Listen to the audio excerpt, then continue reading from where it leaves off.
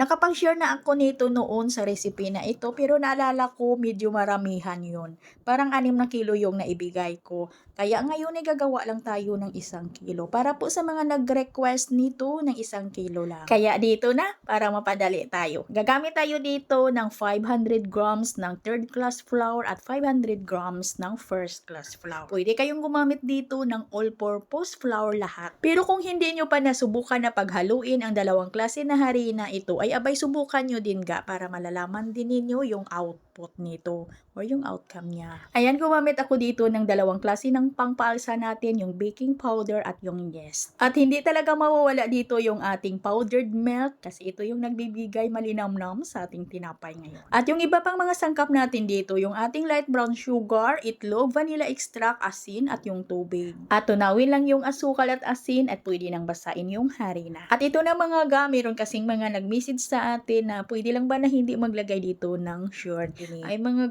pwede po. Nakikita nyo naman na margarine lang naman yung ating ginagamit sa ating mga dough. Pero gumagamit din kami dito ng shortening or lard sa aming mga tinapay, lalo na yung mga pang-delivery namin na tinapay at pang-maramihan na yung mga masahan. Yung asawa ko dito, yung gumagamit ng mga ganyan, yung mga shortening. At palagi ko namang sinasabi dito sa ating mga video na pwede talaga kayong gumamit ng lard, shortening, pwedeng ding paghaluin yung margarine at shortening. At yung ating dough na ito ay pinadaan ko ito sa dough roller machine at mababa lang talaga yung hydration ng timplada natin dito. May katigasan ito ng kaunti kaya yung measurements ng ating tubig sa ating video screen na nilagay ko ay base lang huyan sa harina na gamit ko. Kasi magkaiba din tayo ng brand ng harina na gamit natin kaya yung ating tubig ay tansyahin nyo lang talaga.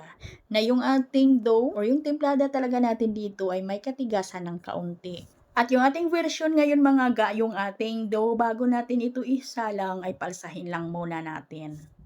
At pagkatapos po natin yung gawin lahat ng maisalansa na po natin yan ay palsahin ko lang ito ng 2 oras bago ko ito isalang.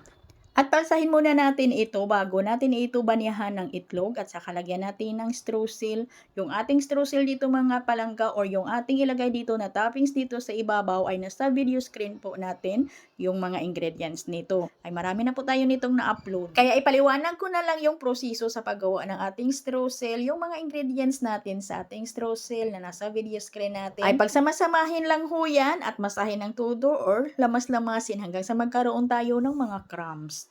At ito yung nilagay natin sa ibabaw. At siyempre umalsa na yan bago natin banyahan ng itlog. Natihin muna natin yung itlog sa kaibanya dito at saka na din tayo maglagay ng ating toppings. At saka isalang na yan natin agad sa may init ng 180 degrees Celsius sa loob ng 15 minutos. At may na-upload na din tayo dito na ibang version. Yung siksik talaga na yung ating dough ay pinakilos lang natin ng mga 20 to 30 minutes, saka natin sinalang. Kumbaga hindi po siya nakaalsa ng todo, kaya naging siksik na siksik. Ito, iba naman. Hindi siya masyadong siksik kasi pinaalsa natin.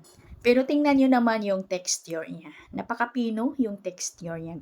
Hanggang dito lang po tayo. Sana may natutunan at magamit nyo ito sa mga simple lang na tinapay sa ating bakery. Ito pong muling inyong Kainday Tinapay. Bye-bye!